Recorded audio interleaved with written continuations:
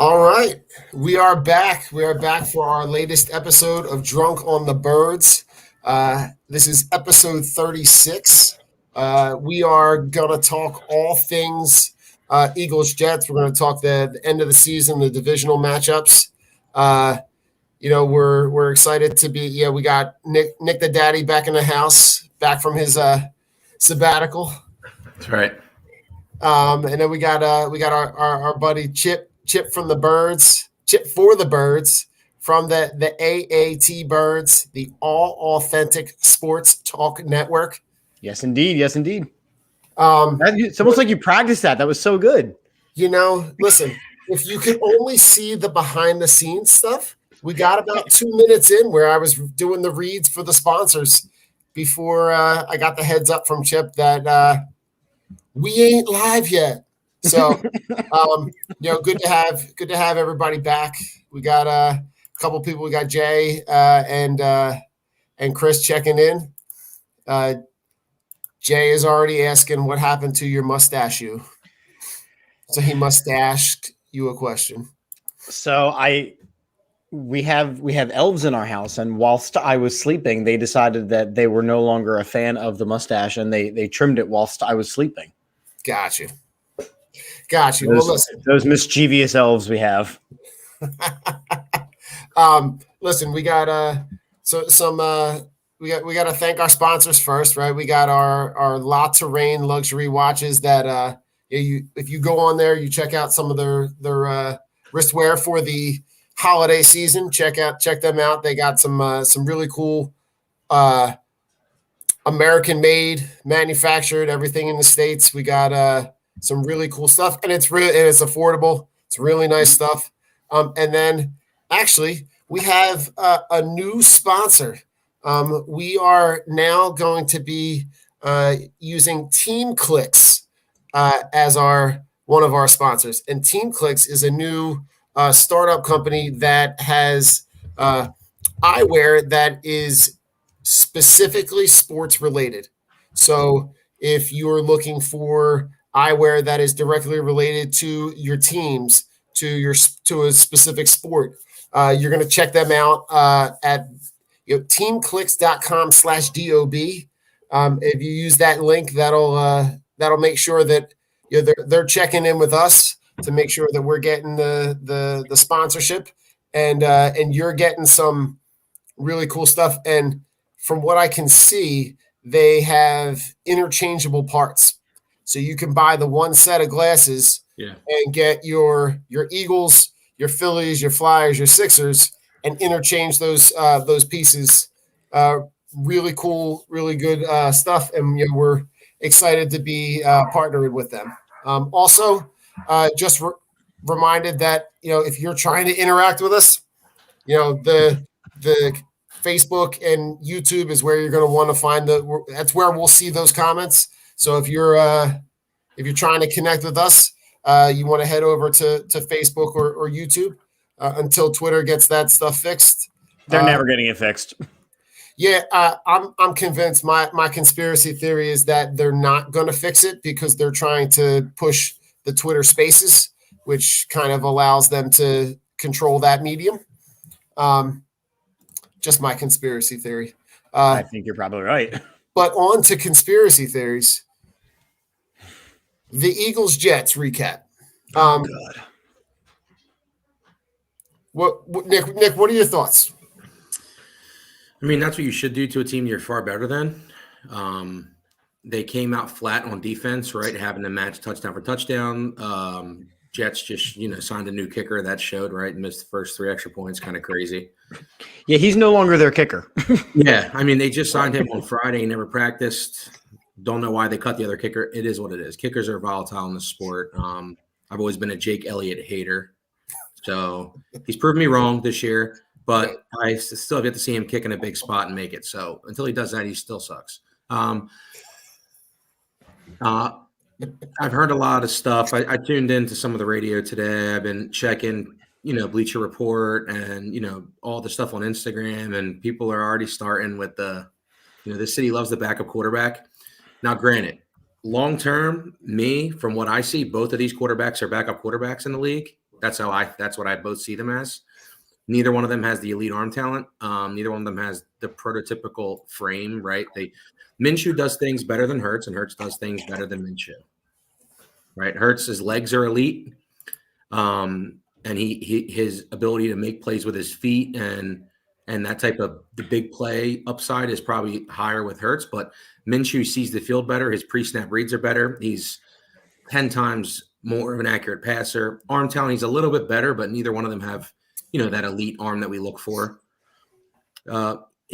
His numbers kind of show that he can win some games. He won some pretty, won a good amount of games with a really bad franchise right down there in Jacksonville. Right. So, it's good to see him step in. I think that the Eagles should go back to Hurts just because they still need to see what he is, even though I don't know how you guys definitely feel on it. I've never wavered that I don't think he's the guy long term. I think that, the front office of the Eagles probably does realize that. The issue becomes going forward, what do you do? That's really what I took out of the game because, you should beat the Jets. Defense kind of stepped up in the second half. Right. Defensive line has been a disappointment all year. I think they're one of the weakest parts of this whole team. They've been bad all season, which was going into the year was supposed to be a strength, right? Right. It was supposed to be their strong point. Yeah, and you're talking about how much money you have, entrenched in that defensive line between Sweat, Cox, and Hargraves. They're all making a ton of money, right? Barnett's a first-round pick. So it's unsettling to see them, I guess, regress because they're not even just where they were last year. They're worse, right? So they've moved. They're a year older. Yeah, now they don't double Cox anymore because he doesn't even look like he's trying hard ever. It drives me nuts. Now they double Hargrave, and then Cox doesn't do anything. Barnett is a walking penalty. He's a walking liability. Stinks. And then Sweat has just been, what has he done since the first couple games? Had a couple sacks early in the year. He got the extension. He hasn't done anything, right? So that's what I took from this game is they beat that team they should have beat. They're going to go into a bye week. They're going to be all happy because they're 6-7. That's great, right? They probably won as many games as we thought they were going to win. And now people are talking about the quarterback stuff when they should be talking about being realistic with this team. Right. So we'll get into it more. That's fine. I think you saw, now what you have in Minshew, right? You've got a guy that can be your backup, a guy that can step in and win you a game. Yeah. But he's not more the offense for sure. Right. And to be able to, the fact that they were able to get him for a 6th-round pick and he's still under contract for the next 2 seasons, you've now solidified that position, and it gives you the flexibility to be able to say, all right, even if Hurts is, we know he's not Mr. Right, but he can be Mr. Right now. He can win you games. There are things, like you said, Nick, there are things that he does well. But I think you found out exactly what you had. You needed one game to know that you've got a guy that can come in and win you a game. Chip. So there was a lot. I mean, and again, we have to, the same way when we played the Falcons the first week of the season and we dominated the Falcons and everyone started, planning their vacations to Broad Street for a Super Bowl parade. We have to take a step back. It's still the Jets. The Jets are a really bad football team with a coach who's a complete head case. Let's call that like it is. Dude lost his ever-loving mind, and I was getting annoyed that they were giving him as much face time as they were. Totally different side note. The Eagles beat the Jets. That's what you're supposed to do. Gardner Minshew went in, played a really great first half, and then they committed to the run game in the second half. So he didn't even play a great full game. He played a great first half against a bad defense. And then the team did what it had to do. My thing that I've been saying all week is Jalen Hurts is by far the better athlete, the better leader. He's not a better quarterback. But what we saw even last night with the Patriots game is you don't technically need a quarterback to win football games. No, you don't. You do not need a quarterback to win football games. Mac Jones gets credit for a win by throwing the ball 3 times. But Chip, in order to win games in December, January, February, sure, you need like you need the guy that's going to be able to cut it through, the defense. Nick, you've spoken in the 100%. past, Nick, about guys that, being able to get the ball to the hash and get the ball to the numbers. And I don't know, it's hard because you see flashes of things that he does well, but it's like that analogy where, you've got all the intangibles of things that he does well, but the most important thing he doesn't do well. And that takes away from win games. That's the most important thing. That's the most important thing. Does he win games? Jalen Hurts is a proven leader. And the one thing that I said is with Jalen Hurts, okay, so maybe he's not a good thrower of the football yet because he's not. Right. But out of everybody in the NFL, I trust him more than almost every other quarterback to become better. You know what I mean? He will work harder. He will do what he needs to do. Now, the question is, does Philadelphia have the patience to wait for him? To which I've been asking a lot of people, is the quarterback of the future, and when I say the future, the next 5 to 7 years, is the quarterback of the future on the Eagles roster right now? No. No. Not because, and it's not necessarily because Hurts couldn't be that guy. I think if you have an elite team, like if he was on a really good team, sure, you know what I mean? But right, those weaknesses aren't as showcased. Exactly. Right. It's like the Trent Dilfer on the Ravens, right? He wasn't great, but they were so won a Super Bowl. Joe Flacco won a Exactly. Super Bowl. Yeah, Brad Johnson won a Super Bowl. And the thing with Hurts is, 4 picks against the Giants, like that can't happen. Like Minshew would never throw 4 picks in a game. You know what I mean? So like, I get what you're saying. He's not the better quarterback. Is he a better athlete, a better leader? Yeah, probably for sure. That goes a lot to game plan too. That game plan with Jalen Hurts should never have happened against the Giants. Yeah. That was the wrong game plan. Yeah, but then they also did the same thing this week where why is Jalen Reagor playing more snaps than Devontae Smith? It literally makes 0 sense. How does Smith only have 4 targets and 2 catches? Like you've got to get him double-digit targets. It goes back to what we said before. Also during practices, remember, Devontae Smith isn't getting a lot of reps with Gardner Minshew. So there's a comfort factor with tight ends. First off, you knew that the tight end was going to have a huge day because, number one, the Jets don't stop the tight end. Yeah. Like this whole season. But also, quarterbacks rely on the tight end until they feel comfortable slinging it. Gardner Minshew felt comfortable with the tight end. You look at a lot of targets to Quez Watkins. You look at a lot of targets. He had a couple targets to Jalen Reagor. You look at a lot of targets to running backs coming out of the backfield. Devontae Smith is a number 1 receiver. He works with a number 1 quarterback. That only just started that relationship, really, because Jalen Hurts has been very healthy. That only just started that relationship this week in practice. I mean, yeah, that's part of it. But like you said, the coach's game plan has been, like the Jets, it was probably right for Minshew. Like that was the right game plan. You let him get going, get comfortable. Obviously, the defense didn't help him, so they had to score right back to back to back. They didn't have a choice because the defense didn't stop anybody. And then Minshew's accurate, right? He's not going to put you in a bad spot. He can scramble a little bit, move around, but he's going to see the field better. He's going to be able to read the defense and make some plays. It's great. The Giants' game plan was terrible. It was awful. It seems like this is like the anti-Bill Belichick, right? Like if he knows Sirianni went in that game knowing like, okay, you've been running the ball so well. You just ran, you dominated the Saints on the ground. You were on a streak running. I think it was like 175 yards, right? Or 150 yards, like 5 straight games, something crazy. So you run the ball so good. You're playing a bad team in your division. Yeah, you're playing a bad team in your division. Don't give them don't give them any sign of hope, right? Run the ball down their throat. So it's almost like he's like, well, they think I'm going to run the ball, so let's switch it up. No, dude, make them stop you. It's just the wrong mindset. You try to get cute, but like that's what I'm saying. A winning coach doesn't do that. They say, okay, here's what I got. Stop me if you can. Let's see if you can stop me. Just like last night, we saw that, right? They said, listen, I'm going to give the ball to Damian Harris 15 times and Stevenson 15 times. Stop me. Go ahead. Yeah. And they did not. And they couldn't stop it. So game planning does matter a lot. I mean, there's a lot to digest. Now, the thing is do we trust Howie and Lurie to make that right decision, right? That's I trust Howie to build offensive linemen through the draft. Well, that's because he's got the best offensive lineman coach on the planet, too. But it's making decisions based on what you have available to you. So right now we have a young coach who wants to be the play caller, he wants to do these things, and he wants to be the smartest guy in the room, and he wants to talk about flowers, and he wants to. That's all great. Nick Sirianni is going through a very clear-cut first-year head coaching ups and downs, miscues. It's obvious.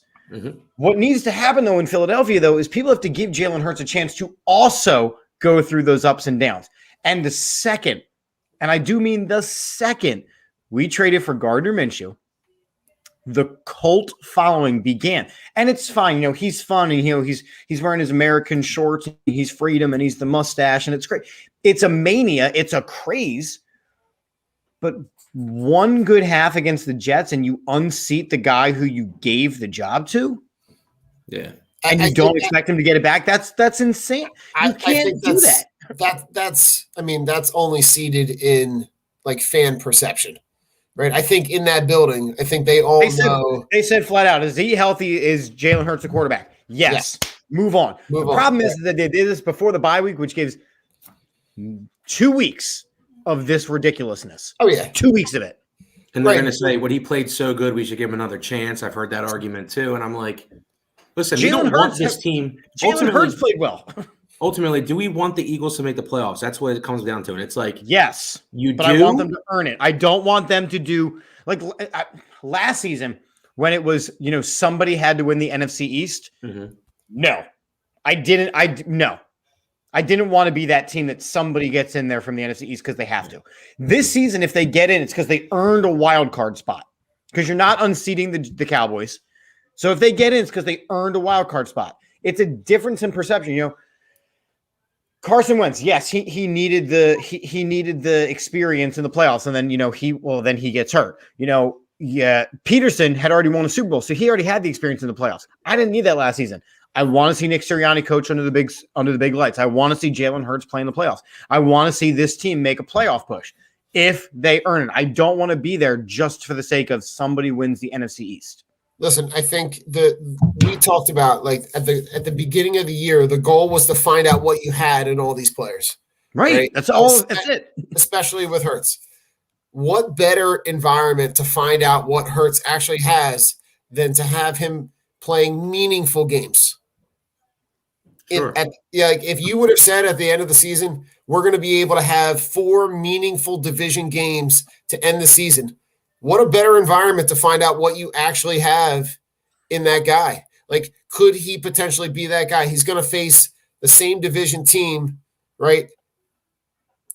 Within 3 weeks, he's going to face the same Washington team, which is going to be a test, right? So that team's hot lately, right? Like you're giving him the perfect scenario to say, like, what do you actually got? Like, do you have the stones to be able to go down to DC and win a game on the road when you need a win?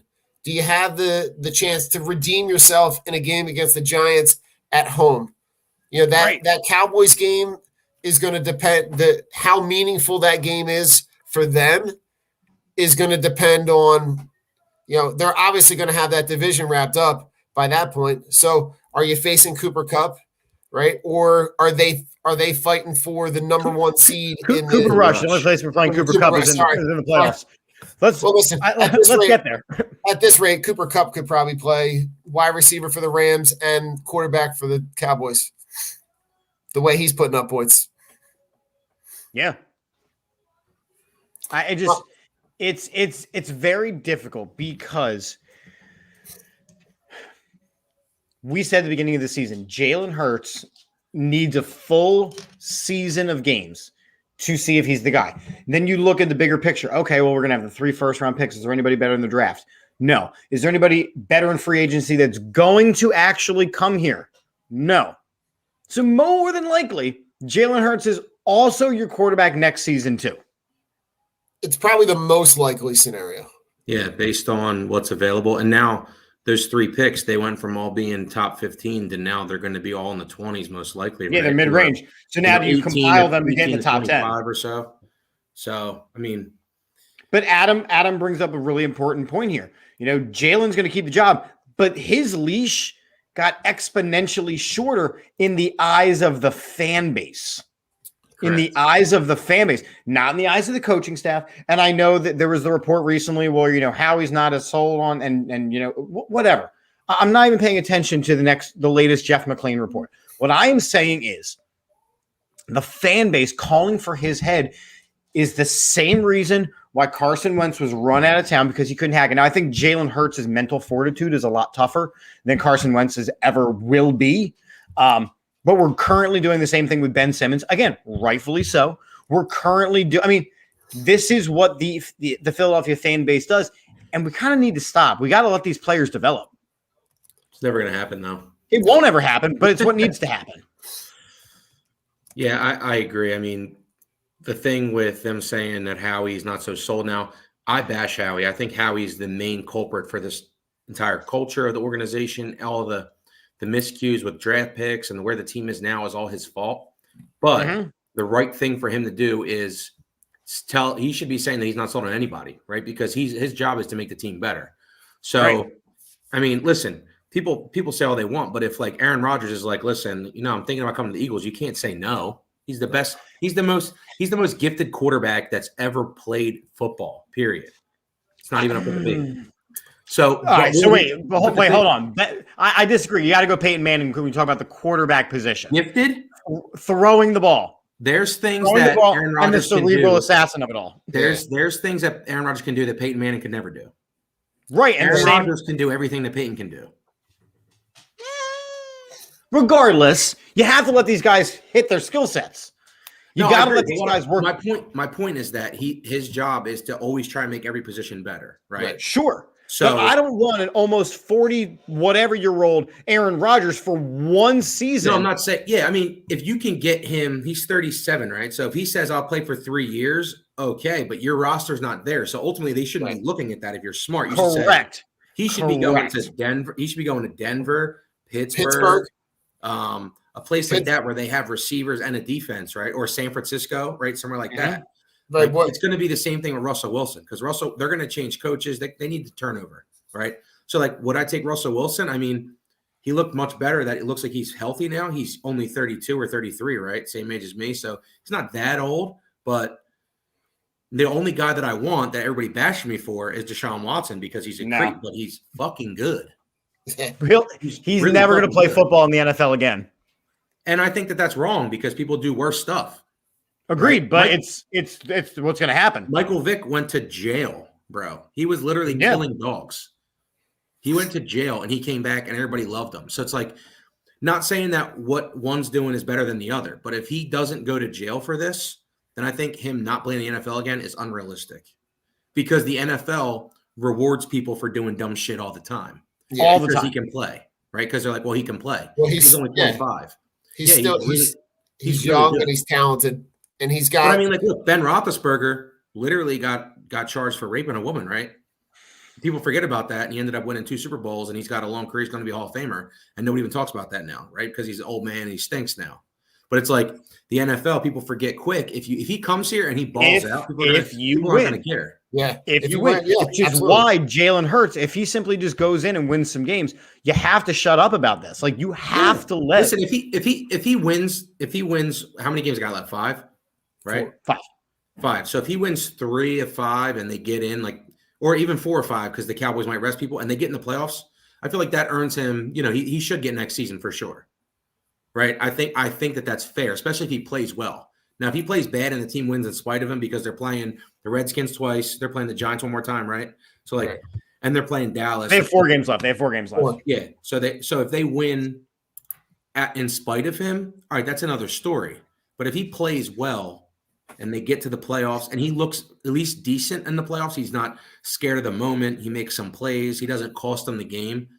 I think that should earn him, another year. But we've been told, the way this organization runs, they run an offense like the Chiefs, okay? But who else runs an offense like the Chiefs? Just the Chiefs. Yeah, because they have Patrick Mahomes. There's a reason for that. They have Patrick Mahomes. They have one of the best tight ends ever. They have one of the best receivers ever, right? So it's like they have 3 key pieces that are really good. And plus, Andy Reid is one of the greatest offensive coaches ever, right? Right. Even though I think that he's beloved here and he shouldn't be, because he won nothing. So regardless, that's another conversation. But you need to you need to give this kid time, probably, right? Now, if they build, that's what I'm saying. Use these 3 first-round picks. Get it. You need a corner or a safety. You need a linebacker for sure. Yeah. Go get the best linebacker. Build. We're not drafting. We've learned we're not drafting a linebacker in the first round, though. But that's dumb and it's wrong. But you are aware that that's not going to. They're going to draft another wide receiver. I don't think it's happened since it's like either 87 or 74, 78, something like that. The last first round linebacker they took, because they've gotten lucky with some, right? Like Jerry Robinson is the last guy that they picked. Like Seth Joyner wasn't a first round pick. Trotter wasn't a first round pick. And like all those guys were second, third day picks. These guys have played well. And they really just neglected the position in the time where the league now, you need good linebackers. It's just, and that's what I think that's part of Gannon's issue, right? He was in Indianapolis where he has one of the best linebackers in the league with Leonard. Yeah. Right. Who was calling all the plays and he could dissect the plays. He doesn't have that now. You're gonna trust Alex Singleton to do that? No, thank you. Well, Alex Singleton's role got, decreased so significantly when you started seeing guys like Davion Taylor and you started seeing guys like TJ Edwards. You saw, even any of the linebackers were all better than Alex Singleton. Alex Singleton is a great Ike Reese style player. Put him on special teams and mop up duty. Yeah, he'll play hard. He'll make some. I think he's like. And I like Singleton. I think he's top 5 or 6 in tackles in the league too. I have to check. He's got over 100 tackles right now. He always does. But it's because he finishes plays and he plays hard.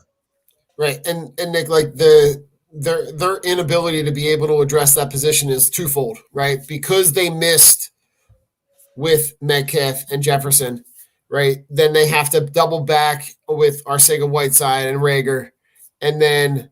But then them having to take those wide receivers in those years also negates them the ability to be able to draft a guy like Parsons, right? If you hit on Jefferson early, or if you hit on Metcalf, a couple years ago, you don't need to address that position in the first round, which now allows you to take, the Patrick Surtain.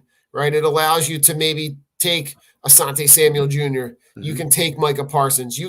But missing on those picks, like it was Lions-esque. It's something that sets your organization back 5 to 6 years. Every time Justin Jefferson goes off the way he does, and you see Jalen Reagor not able to catch a pass. Every time you see DK Metcalf, now he's kind of having a down season, but it's nothing compared to what JJ Arcega-Whiteside's got. No. He blocks very well, Chip, okay?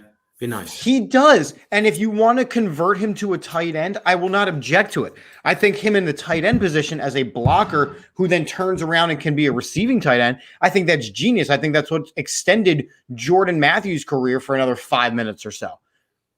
But that's not what the game plan is as of right now. So instead, he's being linked to DK Metcalf and will be his entire career here in Philadelphia. I think guys like Jalen Reagor and JJ Arcega-Whiteside cannot be successful here simply by comparison. Right. I think those are 2 guys that you might see in the offseason that they try to move on from. Right. Those are guys that are going to, kind of cut their losses and be able to send them somewhere else. Who wants Jalen Reagor, though? Everything that he's put on tape has been garbage. Correct. Who knows? Somebody will take a flyer on him. Somebody will take a flyer on him. Yeah, when I say move on, I'm not saying you're getting like you're going to be lucky if you get a late 6, 7 pick at all. No one is trading for these guys. So, listen. That being said, what are your thoughts going into these last 4 weeks? Because they're 3 out of the 4 games are home games. They're all division games. They're going to need help in order to be able to acquire that 7th spot. What's realistic for them in those last 4 weeks? So for me, it's really simple, and it hasn't changed. 2 weeks ago, we went against the Giants, and I said, with the Giants, the Jets, 2 with Washington, who was missing their best defensive player, and they don't really have a quarterback, even though he's kind of just willing them to win. Another one against the Giants. Out of those 5 games, they should have gone 5-0. And then you go and you face off for the NFC East in Dallas, or definitely a wild card berth. Yeah. That hasn't changed. Okay. That hasn't changed. There is no reason why this Eagles team, if they do what they do well, does not beat Washington twice, beat the Giants once, and are competitive against a team in Dallas who's probably resting their starters. That's just what it is. Yeah. Nick, what do you think? I just want to be clear. They took Jay Jaw, right, over Metcalf, Deontay Johnson, and Terry McLaurin. Just to be honest, okay? So think about that. Before we even get to that, they watched tape and saw that this guy is better than those 3. Deontay Johnson and McLaurin, like DK aside, they're all 3 of them are 3 of what? The top 12 receivers in the league based on ability. Absolutely. If they all it's just crazy. But I agree with Chip. This team, if they play their best, they should get in the playoffs. Washington is playing very hot right now. They're dangerous, right? They have a really good – they found it both. I mean, I think losing McKissick actually might have helped them because now they're forced to actually run the ball more and use Gibson the way that he should be being used. And they're not doing the old gimmicky stuff. I mean, Logan Thomas just got hurt, so that hurts them. They just got him back. But they have a legit wide receiver. So I want to see Darius Slay, who talks a big game, right? He's been good all year. He's had a Pro Bowl season. I'm sorry. He's had a Pro Bowl season flat out. So shut him down 2 weeks in a row. And then I want you to, talk your shit, bro. Shut him down. Talk your shit. Good. You deserve it if you do that. And then if we play Dallas, I don't want to see him on Amari Cooper. I want to see him shut down CeeDee Lamb. That's what they should be doing. So I want Jonathan Gannon to step up too, right? And say, we're going to play man. I want my best corner, just like the Raiders used to do with Nnamdi when they had him back in the day. They put Nnamdi on their best receiver, Revis, same thing. But Revis on the best player and eliminate him for an entire game. And then see if the Redskins can beat you without Terry McLaurin. And Taylor Heineke, he has a lot of he's got some Minshew to him, right? He'll make some big plays. He does some boneheaded stuff sometimes. It's just crazy. They're playing better without both of their Pro Bowl defensive ends. They lose Chase Young and Sweat hasn't played, and they're just rolling right now. Right, because it's the idea that the next guy steps up. See, normally that's what happens in Philadelphia, but it hasn't really happened. Like Herbig, when he's had to go in at center, it's been bad. Has been not only bad, has been atrocious. Yeah. Has been atrocious. But again, talking about the leadership thing, you look at Jalen Hurts, he's the first guy to go over to Herbig like, dude, chill. We're going to be cool. That's leadership. That's leadership. It's not a gimmick. The eyes didn't need to be on. He didn't care. Chill. We got this. And that's what I respect about Jalen Hurts. See that you never saw that with Carson, who just sat on the sideline pouting when he got benched last season. We got it. We're cool. We're cool. But there's no excuse to lose to the Giants again. None. No, not at home. I think, Chip, you're on like when you say like the only way that you continue to give yourself the opportunity to play meaningful games is by winning, right? And the fact that you've got these division games all at home, all at 1:00, right? You control the narrative in whether or not you get in or not. And I think what a better position to see what this coach has to be able to how are you going to coach your team up for these division games that are vitally important for you to be able to give yourself the opportunity to get in the playoffs. And then you get to see what some of these young guys have, which is, again, we go back to that. The whole purpose of this season was to see what they have. And you're putting them in this environment where they have to perform. I think the elevation of God once Ertz left. I think seeing Goddard's role increase. They need to use him more like they did last week. Yeah, but they also need to realize that they were the tight end position. They were quick to do two things. Number one, they were real quick to get rid of Zach Ertz, which they shouldn't have done. They shouldn't have done. They were also real quick to sign Dallas Goedert to an extension when at that time he hadn't proven anything. Now, same thing that we're saying about Jalen Hurts. He had a good game against the Jets. But now we're in December, going into January. If he does not play good football, then that is you need to go out and look for a legitimate tier 1 tight end. The thing with Ertz, Yeah. I think Ertz, he could still play, obviously, but I've can. said this before, Chip. Me and a couple of my buddies said this before. The Eagles have a problem with keeping guys. It's a Philadelphia organization thing. They keep guys too long. After For Ertz sure. had that career, after he had that career year, you could have got a first-round pick for him. You should have traded him that. And that's what Belichick would have did. Trade him, get a first-round pick for him. They could have flipped that because they drafted Goddard anyway. I mean, that's the plan anyway. So but at that point, like in the middle of the year, I probably agree. Like he should have just rode out with him, and he would have helped them right now, especially because he's shown for Arizona all he's doing is catching touchdowns, right? Yeah. I mean, he's a solid player for them. They need to run the ball. It's going to be December football. It's going to be cold. Stick to what works, Mr. Sirianni, okay? And you have an offensive line. You have an offensive line that likes to hit people in the mouth. They do. My lot has become a dirty player, and I love it every second of it. One of Dickerson's biggest issues, even going back to college, is his pass blocking was questionable.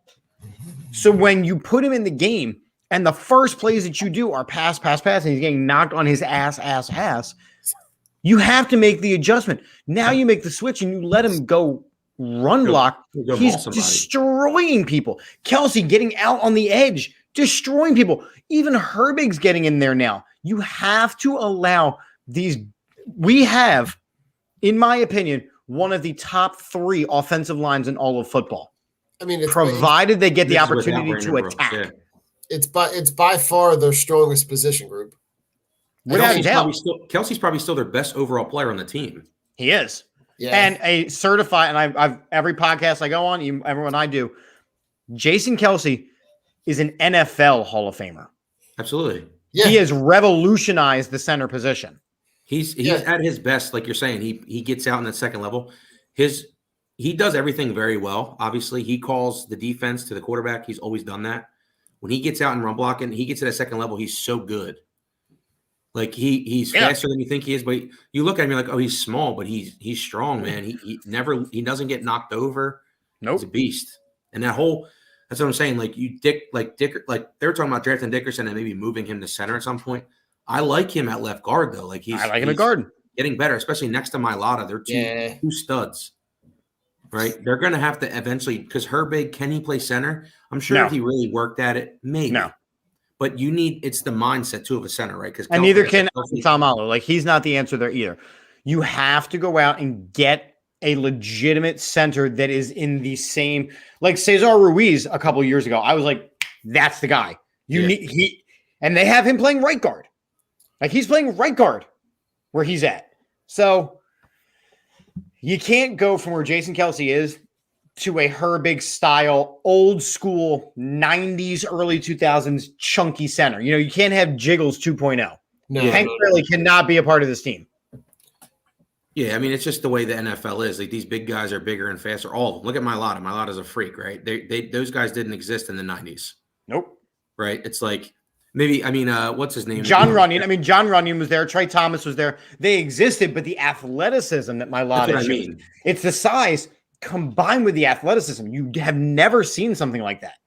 I mean, he's freakish. Like the way that he can, the last couple of games, the isolated views of him just tossing guys when he's pulling, and literally just the very similar to that play that we saw in the Atlanta game early, right, where he pulls out on the Rager touchdown and just destroys somebody.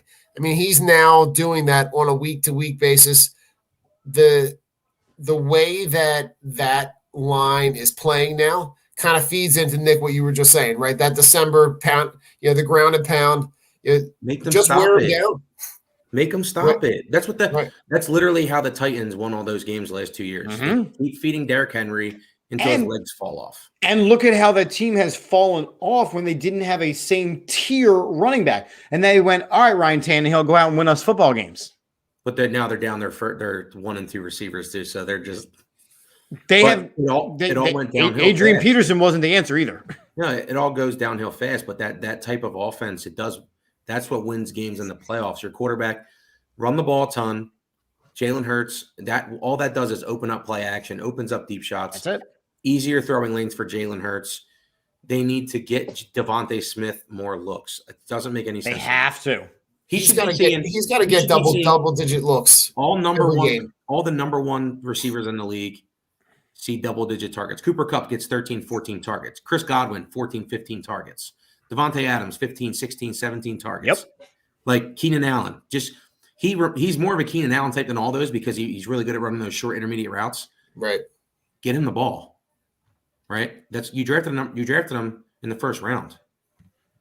And even like the way that the game plan was set up this past weekend against the Jets, it was quick reads, which is what Jalen Hurts does well. The problem is that Jalen Hurts cannot go through his progressions quick enough. Correct. Minshew went through he knew what he was looking for. Yep. He knew where his safe routes were, and he got there quick. So the mismatches. Yep. Jalen Hurts has got to get better at the intellectual piece of playing quarterback and the throwing piece of playing quarterback. That's it. Yeah, because in college, right, when you're that athletic, you can get away with it's either one route at Alabama, you had every lineman on that roster is an NFL player. All his receivers are NFL players. His running backs are NFL players. So it's like one read. If one of my receivers isn't open, I can tuck it and run. I'm going to be successful. Tim Tebow was a Heisman winning quarterback in college. Vince Young he won the Heisman, right? If I remember correctly. Yeah, I know he had the big game against USC. Yeah, these are guys that didn't have exceptional NFL careers. They were just okay. Right. Well, it's a different game at this level, right? So, Chip, I know you had something you wanted to speak to with your final thoughts. So I'm going to let you have the floor here. Well, thank you. Thank you so much. And thank you, first off, for having me. I do enjoy coming on Drunk on Broad, and Drunk on the Birds makes me very happy. And Adam's last comment, don't forget Jake Elliott. He's kicking great. Yeah, he is. You just have to slide me over. Just slide me over. Do it. I'm trying. Drag me. No, you leave it on, but you just. Oh, gotcha. Don's hey, there we go. Jake Elliott's having a Pro Bowl season as well. All right, my final thoughts are this. I watched this Bills-Patriots game last night, and I'm doing my own show, so I'm not really paying attention. I have the stat book up, and I look at the stats, and it's halfway through the fourth quarter, and I went, JD, hold on a second. Mac Jones is 1 of 1 for 12 yards, and he finishes the game 2 of 3 for 19 yards. So, of course, I go, why? They're not going to win. Of course they win. And I figure out, I go, how? I have to dig into this a little more. The testicles that Bill Belichick continues to show is downright disrespectful. And here's what I mean. Walking into the game last night, Bill Belichick wore a mask. So first off, that was groundbreaking news right there. And it was a Navy mask. He wore a Navy midshipman's mask. If you know anything about college football, you know that Navy. Frozen Chip. Chip, we lost you. I'm here. Oh. I'm here. They throw the ball maybe 3 times a year. Bill Belichick said flat out all over his face, hey, this is what I'm going to do. And then proceeded to run the ball 46 times last night and win a football game and keeping Buffalo's very good offense off of the field. It was enjoyable. And I say off the field, it was only 32 to 27 minutes time of possession. It was enjoyable. It was a giant dick swing. As Nick said, it was, hey, this is what we're going to do. I dare you to stop it. And they didn't. It was Bill Belichick just continues to win football games with just okay football players, but he gets the best out of them. And that to me, I hate the guy. I think he's a piece of shit. But oh my God, is he a brilliant head coach? I mean, you're talking about greatest, like greatest. He is the greatest coach in NFL history. Right. What in a year where everybody thought that they were going to be rebuilding. They did that last season. They're the number one seed, right? They're at the top of the AFC. They're going to end up getting the only bye if they can kind of hold out on these last couple weeks. He's always taking a rookie quarterback and not making him do more than he has to. Right. Look at the move that he made when they played the Eagles in the Super Bowl. Right. Not playing Malcolm Butler. Like that was a big throw your Johnson on the table kind of move. Yeah. Yeah. Nick, what do you got? Final thoughts? Yeah. I think we talked about it a little bit. I think that now's the time where we have to expect this team to make the playoffs. Yeah. So I think that it's shifted, right? It's went into the year as we're not expecting much. We're hoping to see progress, but they put themselves in a good position now where the division, the NFC East is better than it has been the last couple of years right now, obviously, but it's really the Cowboys who I've watched a couple of games. They're not that great either. The Redskins are hot, but I think the Eagles should beat them twice. If you beat those Giants, what are you 7-6 right now going into your bye? Yeah, but that does make a big difference. So that could come back to bite them in the ass because of the poor game planning, some mistakes from your quarterback. Because your defense did do their job, right? So I think that we have to expect this team to be a 7 or an 8 seed. Do I expect them to win a game? No, I don't. But in the playoffs, anything can happen. If you run the ball, if we pull a Bill Belichick and we run the ball 35 fucking times, right.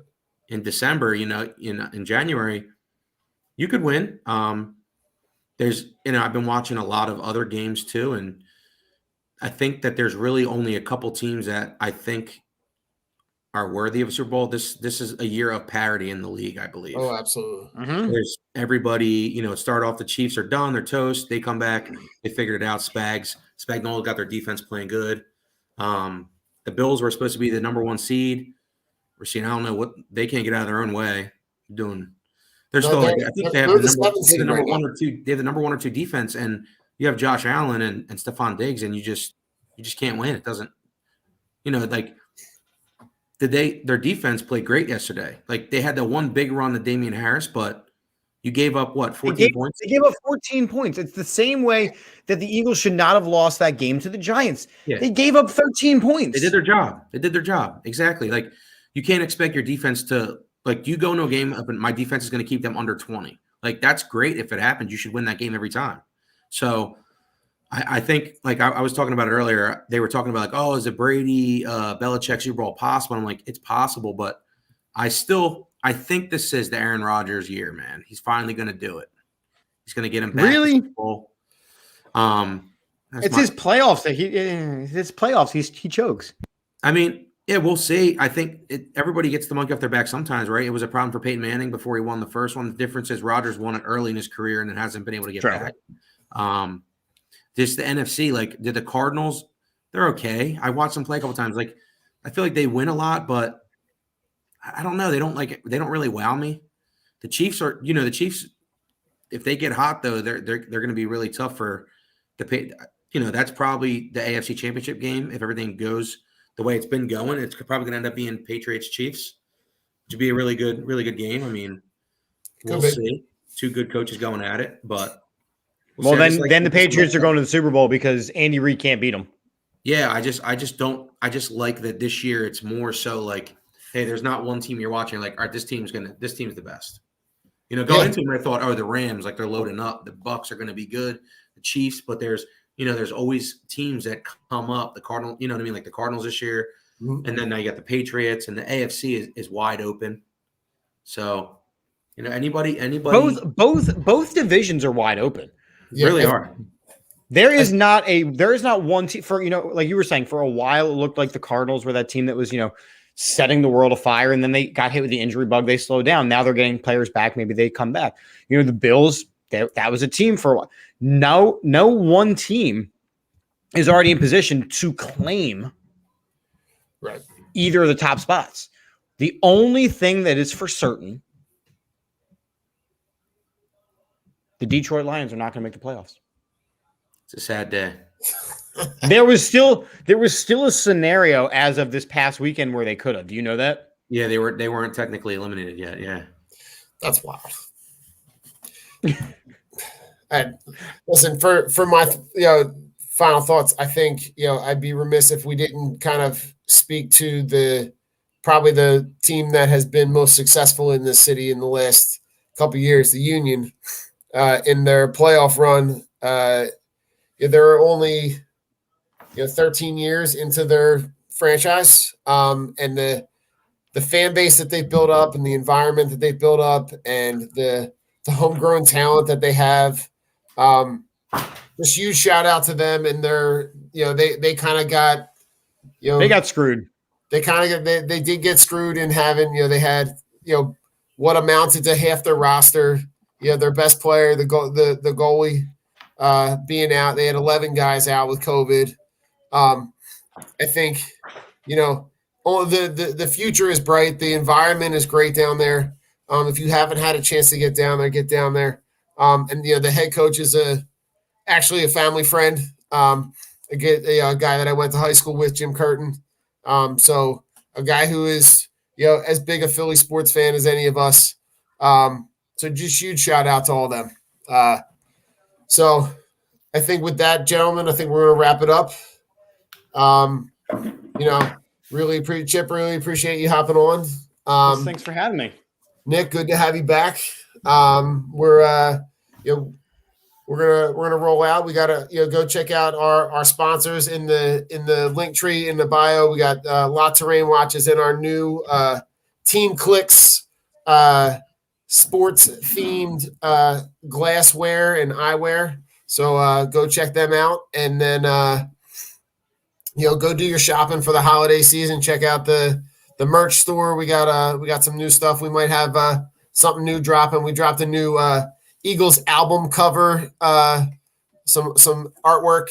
But with that, gentlemen, we're gonna roll out. So go Birds. Go Birds. Go Birds. The Philadelphia Eagles are Super Bowl champions.